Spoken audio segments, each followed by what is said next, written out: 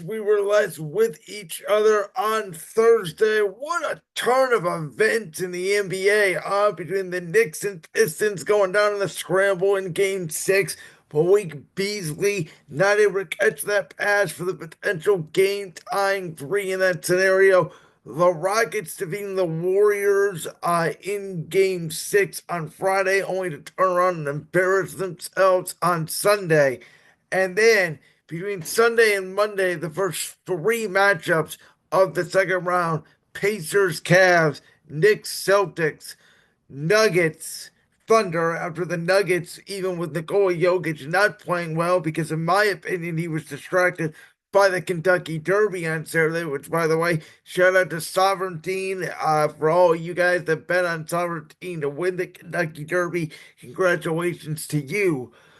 But for all this talk about the NBA as narratives and the NBA is rigged and the NBA wants these big markets and yada yada yada, and I used to be one of those people. Um, Last night, folks, is what I've been saying about the NBA for the past 3, 4, 5 years, really ever since the COVID-19 pandemic, and we had the Lakers win the championship over the Heat in the bubble, which is you know, in the NBA, listen, historically, as I've told you before, only top three seeds win the championship. So the regular season does have to mean something. But I think this year in particular, also because the Western Conference had what, a two-game difference between, the two seed and the seven seed. And we saw that a lot, and we've seen a lot of upsets this year, particularly out in the Western Conference. Of course, we have a 7 versus 6 seed in the second round. Um, the NBA regular season does not mean as much as it used to be, and it is really a different sport compared to the postseason.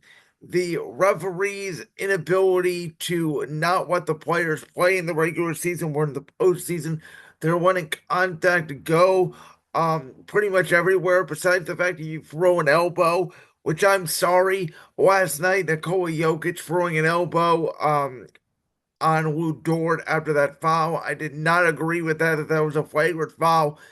I think you should be judging it and on flagrant fouls. Jokic was just raising an elbow. He did not intend to knock Lou Dort out.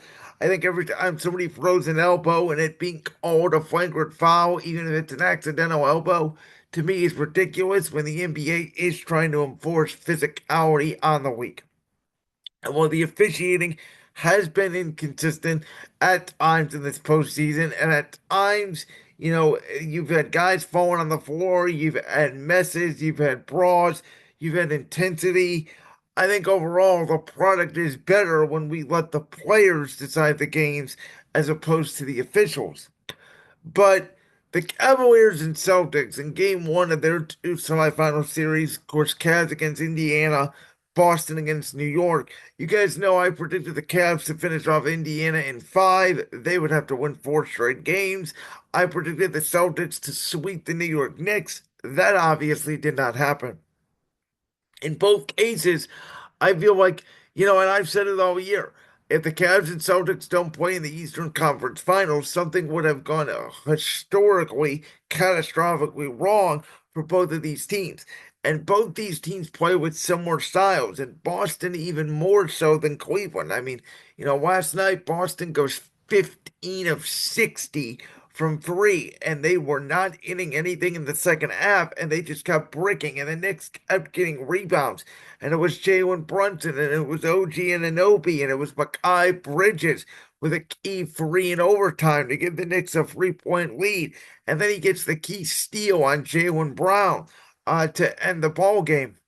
And when you're Boston, and Boston's a very analytical team, and we've talked about this a lot. I talked about this at the end of last year's postseason, that when they won the championship, and you could go back last year and say, Miami didn't have Jimmy Butler, and then Cleveland didn't have Donovan Mitchell for 2 games, and then Tyrese Halliburton gets hurt for Indiana, and then obviously they face a Mavericks team who's just way too over their head, took advantage of a Minnesota team who did upset the favorite that year in Denver.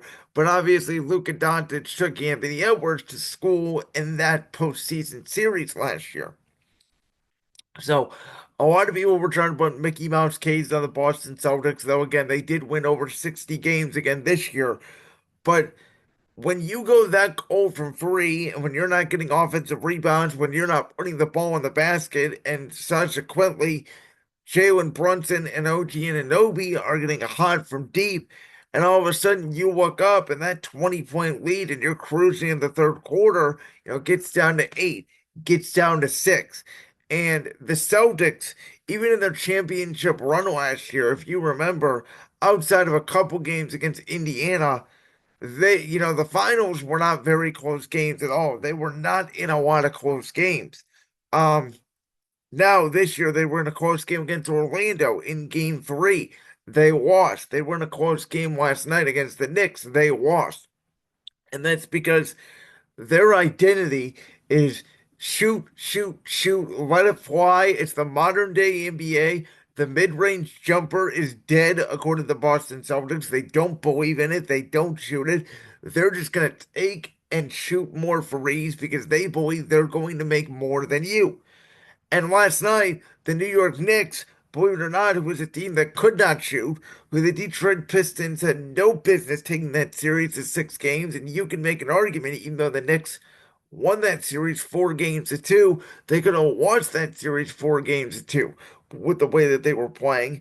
And the Knicks came in with house money and they just, got physical with the Celtics. They rattled them. And after Boston dominated them in the regular season, the Knicks actually got their first win in 5 tries last night against the Celtics. Now, do I think this is sustainable? I don't. I do think that the Celtics are going to win this series. Now, maybe the Knicks do get some momentum here, stealing a game at home, and they have an opportunity now to go back home. And I think we'll probably go back to Boston at the TD Garden for Game 5, tied 2-2. Celtics will probably win this series now in 6 games. But I got to give the Knicks a lot of credit because they're an old school defensive minded team. We saw them break down at the end of last year's second round series against the Indiana Pacers, and they did not quit. They did not give in last night. And again, Jalen Brunson, OG Anunoby, Mikal Bridges, Karl Anthony Towns was in foul trouble most of the night, didn't even have a big impact on the game. And for the Knicks to steal that, it does feel like an anomaly as opposed to a trend. Boston just had an uncharacteristic night shooting. Jaylen Brown, I will say, does not look right, which is why I think Boston has struggled a little bit more, particularly on the offensive end, because as we saw last night, Jason Tatum was not aggressive at all. Came out early at 13 points, had 6 points the rest of the way. Missed the potential game-winning shot at the end of regulation because Jason Tatum is not that guy, as I've been saying. He claims he's that guy. He claims he has Mamba mentality. He's never been able to show it. He may be a great player. He does not have the killer instinct. Jaylen Brown has the killer instinct on the Boston Celtics. And when he is hobbled, and Drew Holiday just came back, and Derek White's a great player. Derek White gets key rebounds whenever it feels like to me they need a clutch shot. They go to Derek White, not Jason Tatum or Jaylen Brown. It's just the likes of Al Horford, Sam Hauser, Peyton Pritchard did not come along with them last night, and everybody again went cold in the second half. Oklahoma City, for the most part, controlled the game against Denver, but again, the Nuggets kept fighting back and fighting back and fighting back, and they refused to die. And again,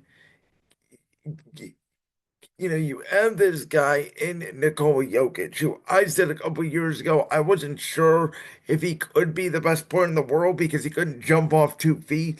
And boy, was I wrong on that because Nikola Jokic, ever since the 2023 NBA Finals, has done nothing but prove me wrong. And I gotta tell you guys something. Jokic puts up these kind of stats where it's 40 points, 20 points every single game, and you're just hoping that the likes of Jamal Murray, um, Aaron Gordon, MPJ, who only had 2 points last night after a big game 7. And you're just hoping that that supporting cast can come along. And Christian Braun played pretty good. And even Russell Westbrook was terrific in that Clippers series. He was one of the biggest differences in game 7. which ironically, again, Nikola Jokic did not play well because again, I think he was distracted but by the Kentucky Derby. But you got the likes of Jamal Murray, you got MPJ, you got Christian Braun, and the Nuggets don't even have a real coach. I mean, they fired Michael Malone with 3 games left in the regular season.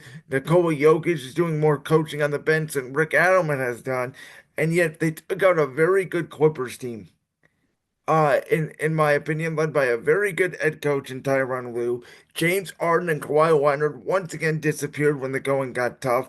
The Clippers were never meant to win a championship. This Kawhi Leonard era in Los Angeles has been a failure, in my opinion. We'll see what they do. We'll see if they need to make a major move. I think they need a complete reset. You're not going to win a championship with James Harden as your second best player in a key spot. But Denver, they were going up against Oklahoma City. It was played 4 games in a total of 3 weeks as they took care of Memphis and they rested, a week before the season because they were up 18 games on the Western Conference and they were easily the best team record-wise in the NBA this season. But Denver did not give in.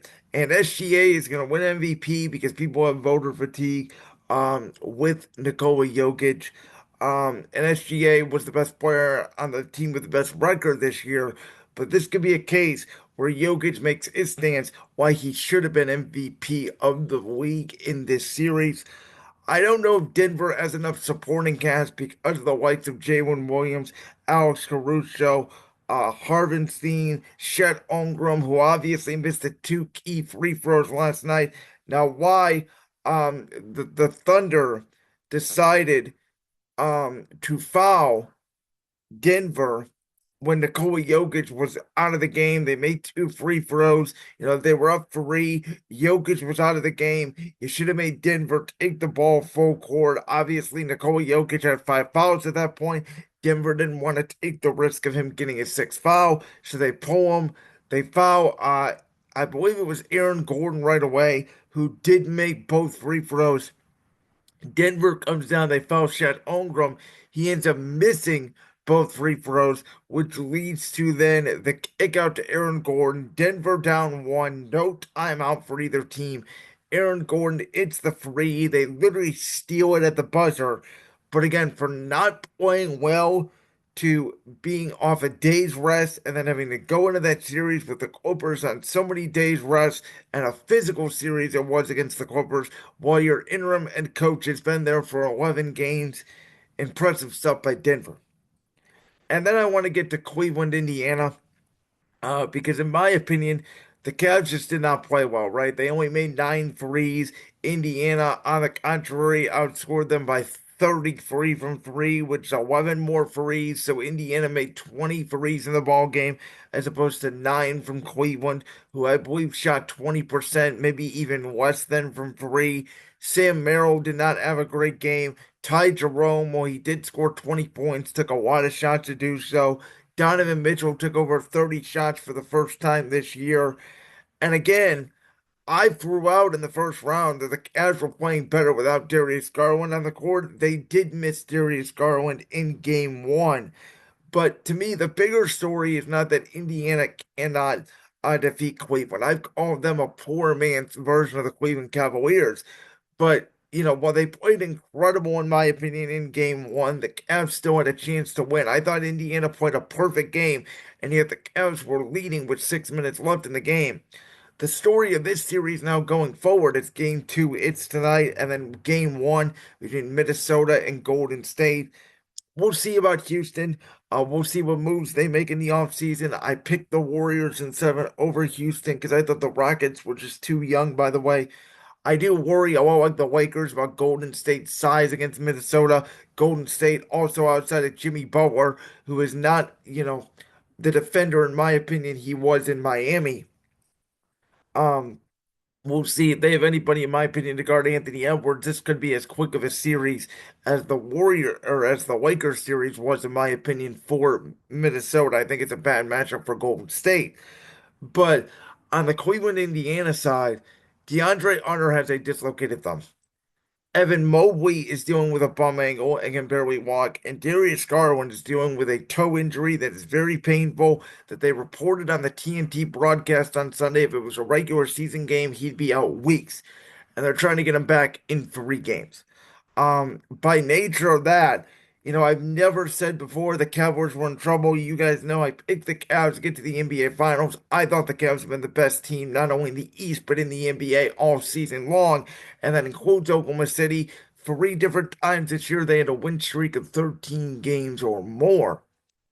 But when you don't have Darius Garland, when you don't have Evan Mobley, and you don't have DeAndre Hunter, those are, half of your 6 big weapons for this team. And DeAndre Hunter has been huge for the Cleveland Cavaliers in regards to how well they've been playing the second half of the series since they acquired him from Atlanta at the trade deadline. So this is a must win tonight for Cleveland. Donovan Mitchell was going to have to show his potential top 10 player in the world. He's always been a borderline top 10 player. He's going to have to be that tonight.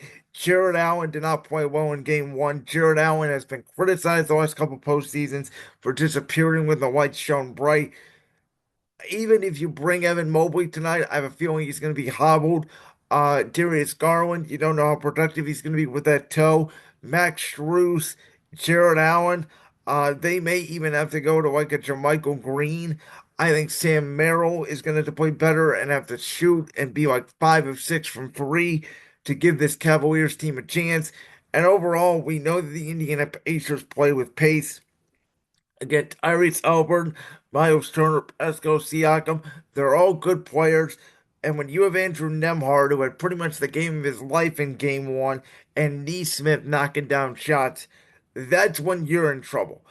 Indiana may not be as deep as Cleveland, but they are pretty deep. This is a very different challenge for Cleveland than Miami was. I think it was a culture shock. I think the Cavs will watch film. I think they'll be ready. Though this will again probably be a close game for the Cavs.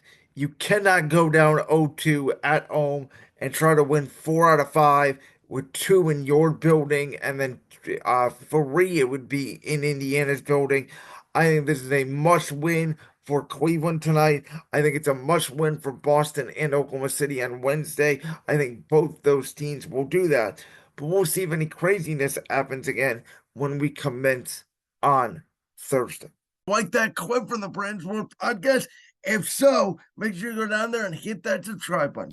While you're down there hitting the subscribe button, make sure to also hit the notification bell so you never miss another upload. And make sure you check out all the other clips from the Brands World podcast right here on YouTube.